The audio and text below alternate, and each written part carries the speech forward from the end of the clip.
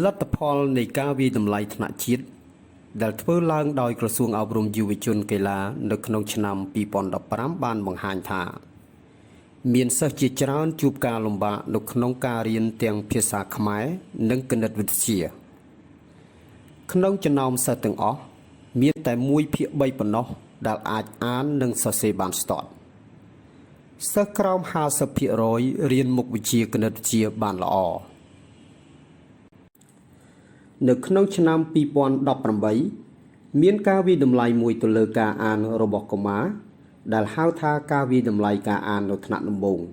ឬ IGRA តាមផ្នែកនីមួយៗនៃការវិតម្លៃមានការធ្វើតេស្តជាច្រើនប៉ុន្តែក្នុងចំណោមតេស្តទាំងអស់មានតេស្តដែលសំខាន់ជាងគេគឺការធ្វើតេស្តល្បឿនអំណានថាតើក្នុងរយៈពេល60វិនាទីកុមារអាចអានបានប៉ុន្មានពាក្យតេស្តនេះធ្វើនៅក្នុងខេត្តកំពង់ធំសៀមរាបនិងបាត់ដំបងក្នុងដំណើរការវិតម្លៃកុមារត្រូវអានព្យញ្ជនៈនិងស្រៈផ្អែកតាមលទ្ធផលដែលទទួលបាននៅចុងឆ្នាំសិក្សាថ្នាក់ទី1យើងឃើញថាកុមារនៅតែជួបការលំបាកនៅក្នុងការអានព្យញ្ជនៈនិងស្រៈនៅឡើយកុមារត្រឹមតែ 48% ប៉ុណ្ណោះដែលអាចអានព្យញ្ជនៈចន្លោះពី17ទៅ33តួកុមារ 45% ដែលអាចអានព្យញ្ជនៈចន្លោះពី1ទៅ16តួហើយកុមារ 8% មិនអាចអានព្យញ្ជនៈបានតលតែសោះសូម្បីតែមួយតួនេះមានន័យថាយ៉ាងហោចណាស់កុមារជាង 50% មិនអាចអានព្យញ្ជនៈជាងពាក្យកណ្ដាលបានកុមាររឹតតែមានការពិបាកនៅពេលដែលពួកគេអានស្រៈមានកុមារត្រឹមតែ 39% តែប៉ុណ្ណោះដែលអាចអានស្រៈចន្លោះពី13ទៅ23តួបានហើយកុមារ 48% ទៀតអាចអានស្រៈបានចន្លោះពី1ទៅ12តួហើយកុមារ 13% គឺមិនអាចអានបានស្រៈសូម្បីតែមួយតួនេះមានន័យថាយ៉ាងហោចណាស់កុមារជាង 60% មិនអាចអានស្រៈជាងពាក្យកណ្ដាលបានក្នុងដំណើរការវិតម្លៃកុមារត្រូវអានពាក្យងាយៗចំនួន50ពាក្យក្នុងរយៈពេល1នាទីពាក្យងាយៗគឺជាពាក្យដែលកុមារធ្លាប់ឃើញនិងស្ដាប់ឮក្នុងជីវភាពរស់នៅរបស់ពួកគេផ្អែកតាមលទ្ធផលដែលទទួលបានយើងឃើញថាកុមារពិតជាជួបការលំបាកនៅក្នុងការអានពាក្យងាយៗមានកុមារត្រឹមតែ 4% ប៉ុណ្ណោះដែលអាចអានពាក្យទាំងអស់បានហើយរឿងដែលភ្ញាក់ផ្អើលបំផុតគឺកុមារ 68% មិនអាចអានពាក្យណាមួយបានតលតែសោះលទ្ធផលនេះបង្ហាញថាដោយសារតែកុមារពិបាកចំណាំព្យញ្ជនៈនិងស្រៈដូច្នេះពួកគេនៅតែជួបការលំបាកនៅក្នុងការផ្សំប្រកបតួអក្សរដើម្បីអានពាក្យងាយៗនេះជាឧបសគ្គដ៏ធំមួយចំពោះការអានភាសាខ្មែររាល់ទិន្នន័យទាំងអស់នេះបង្ហាញថាកុមារនៅកម្ពុជាពិតជាជួបការលំបាកនៅក្នុងការរៀនអានពិតមែនហេតុអ្វីបានជាកុមារនៅតែជួបការលំបាកនៅក្នុងការអានតើមានវិធីណាខ្លះអាចជួយកុមារទាំងអស់នោះបានដូច្នេះយើងនឹងនាំគ្នាពិនិត្យមើលការស្រាវជ្រាវទាំងក្នុងនិងក្រៅប្រទេសមួយចំនួនពាក់ព័ន្ធនឹងវិធីដែលកុមារអាចរៀនបានល្អប្រសើរតើការស្រាវជ្រាវបង្ហាញយើងដូចម្តេចការរៀនអានគឺមិនដូចគ្នានឹងការរៀននិយាយទេការរៀននិយាយវាជាលក្ខណៈធម្មជាតិដែលកុមាររៀននិយាយតាំងពីកំណើតបានដោយងាយប៉ុន្តែចំពោះការអានវិញគឺមិនអាចចេះអានដោយខ្លួនឯងនោះទេកុមារត្រូវទទួលការបង្ហាត់បង្រៀនពីវិធីអានផ្ទុយពីការនិយាយការអានត្រូវតែរៀនទើបចេះ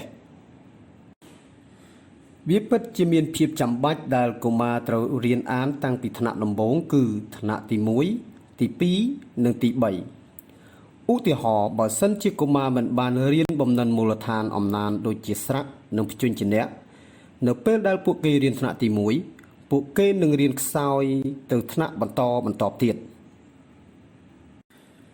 ការរៀនអានត្រូវចំណាយពេលយូរនិងត្រូវទទួលការបង្រៀនបន្តិចម្ដងតាមដំណាក់កាលវាជារឿងល្អបំផុតនៅក្នុងការរៀនតួអក្សរតែមួយតួក្នុងមួយថ្ងៃ ធ្វើដូច្នេះកុមារនឹងពូកែឬចាំបំណិនថ្មីបានល្អកុមារក៏ត្រូវការពេលវេលាច្រើនដើម្បីអនុវត្តនិងរំលឹកឡើងវិញនៅអ្វីដែលគេបានរៀនផងដែរការរៀនអានត្រូវតែបង្រៀនតាមដំណាក់កាលវាពិតជាប្រសើរបំផុតនៅក្នុងកាលដែលកុមាររៀនអក្សរតែមួយតួក្នុងមួយថ្ងៃមុនដំបូងកុមារត្រូវរៀនពីសូរនៃតួអក្សរបន្ទាប់មករៀនអំពីរូបរាងនៃតួអក្សររួចហ្វឹកហាត់ផ្សំឬប្រកបតួអក្សរដើម្បីអានព្យាង្គនិងពាក្យចុងក្រោយកុមារហាត់ផ្សំតួអក្សរដែលពួកគេអាចអានជាឃ្លាប្រយោគនិងអត្ថបទផ្សេងៗបានគ្រូត្រូវប្រាប់សិស្សពីរបៀបនៃការអានដោយអានជាគំរូអានជាមួយសិស្សនិងផ្ដល់ពេលវេលាច្រើនដល់កុមារដើម្បីឲ្យពួកគេហ្វឹកហាត់អានដោយខ្លួនឯងវិធីនេះគេហៅថាវិធីគ្រូធ្វើគ្រូនឹងសិស្សធ្វើសិស្សធ្វើយើងនឹងសិក្សាពីគោលវិធីមួយនេះនៅពេលក្រោយ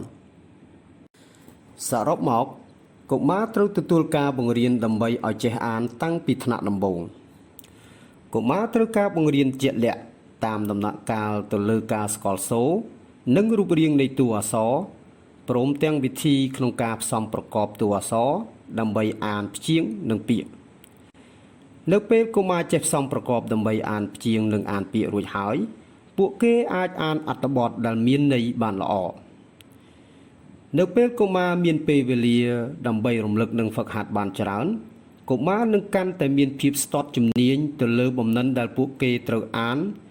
និងយល់បានពីខ្លឹមសារដែលពួកគេបានអានក្រសួងអប់រំយុវជននិងកីឡា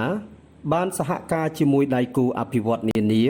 បង្កើតជាកញ្ចប់សុខដុមនីយកម្មមួយដែលគ្រូនៅតាមសាលាបឋមសិក្សាអាចយកទៅប្រើប្រាស់បាននៅពេលបង្រៀនសិស្សពីរបៀបនៃការអានការប្រើប្រាស់កញ្ចប់អំណាចនេះគឺផ្អែកទៅលើការស្រាវជ្រាវដែលបង្ហាញពីវិធីសាស្ត្រនៃការរៀនអានរួមជាមួយនឹងបទពិសោធន៍ល្អៗដែលទទួលបានពីអង្គការនិងគម្រោងនានានៅក្នុងប្រទេសកម្ពុជាដែលជួយគាំទ្រទៅលើវិធីសាស្ត្របង្រៀននៃការរៀនអានកញ្ចប់សុខដុមនីយកម្មមួយនេះមានរួមបញ្ចូលគ្រប់ផ្នែកសំខាន់ៗទាំងអស់របស់កម្មវិធីអំណានដូចជាសម្ភារៈបង្រៀននិងរៀនការបំពន់និងគាំទ្រគ្រូនិងប្រព័ន្ធនៃការវាយតម្លៃនានា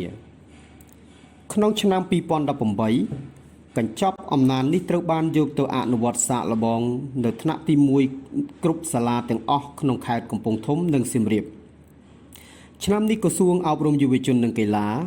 នឹងពង្រីកកញ្ចប់អំណាននេះបន្ថែមទៅដល់ខេត្តកំពតព្រះវិហារក្រចេះស្ទឹងត្រែងនិងខេត្តឧត្តរមានជ័យក្រសួងអប់រំយុវជននិងកីឡានឹងអនុវត្តសាកល្បងកញ្ចប់អំណានភាសាខ្មែរថ្នាក់ទី2ផងដែរដោយយកគំរូតាមលំនាំរបស់ថ្នាក់ទី1នៅក្នុងខេត្តកំពង់ធំនិងសៀមរាបក្រសួងអប់រំយុវជននិងកីឡានឹងអនុវត្តសាកល្បងកញ្ចប់អំណានភាសាខ្មែរថ្នាក់មត្តេយ្យផងដែរដែលកញ្ចប់អំណាននេះជួយត្រៀមកុមារដើម្បីចូលរៀនភាសាខ្មែរថ្នាក់ទី1បានល្អ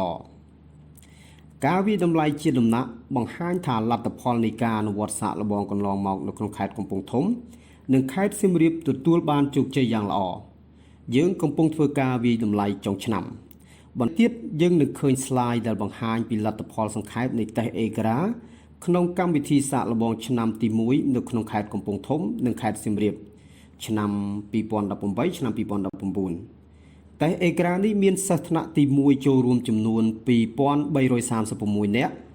ក្នុងសាលារៀនគោលដៅចំនួន293សាលារៀនហើយសាលារៀនមួយចំនួននៅក្នុងខេត្តបាត់ដំបងត្រូវបានចូលរួមជាសាលារៀនប្រៀបធៀបយើងឃើញថាសមត្ថភាពអានស្រៈរបស់សិស្សនៅក្នុងឆ្នាំសិក្សា2018-2019មានពិន្ទុជាមធ្យមកើនឡើងគួរឲ្យកត់សម្គាល់សម្រាប់នៅក្នុងខេត្តកំពង់ធំនិងខេត្តសៀមរាបគឺយើងឃើញថាមានលទ្ធផលកើនឡើងពី 40% ទៅ 56% សម្រាប់លទ្ធផលនៃការអានព្យញ្ជនៈវិញយើងឃើញថាកើនពី 46% ទៅ 53% គឺយើងឃើញថាកើនបាន 7% នៅក្នុងសាលារៀនគោលដៅទាំងអស់ សម្រាប់សមត្ថភាពអានពាក្យរបស់សិស្សវិញយើងឃើញថាគឺកើនឡើងបាន 6% គឺកើនពី 28% ទៅ 34% នៅក្នុងសាលារៀនគោលដៅទាំងអស់សម្រាប់សាលារៀនដែលនៅក្នុងខេត្តបាត់ដំបងដែលយើងយកមកប្រៀបធៀបគឺពុំមានឃើញមានការប្រែប្រួលអ្វីទេសម្រាប់ការអានពាក្យសម្រាប់សិស្សដែលរៀនអំណាននិងគណិតវិទ្យាមិនបានល្អពួកគេនឹងជួបការលំបាកនៅក្នុងការរៀនមុខវិជ្ជាដទៃទៀតដែរហើយក៏ជាបញ្ហាប្រឈមមួយដែលអាចនឹងធ្វើឲ្យពួកគេបោះបង់ការសិក្សាមានហេតុផលមួយដែលនាំឲ្យកុមារមិនចេះអានហេតុផលនោះគឺដោយសារកុមារគ្មានមូលដ្ឋានគ្រឹះនៅក្នុងការស្គាល់តួអក្សរនៅក្នុងវគ្គសិក្ខាសាលានេះយើងនឹងរៀនពីកញ្ចប់អំណានភាសាខ្មែរថ្មីព្រមទាំងវិធីក្នុងការអនុវត្តជាក់ស្ដែងនៅក្នុងថ្នាក់រៀនជាច្រើន។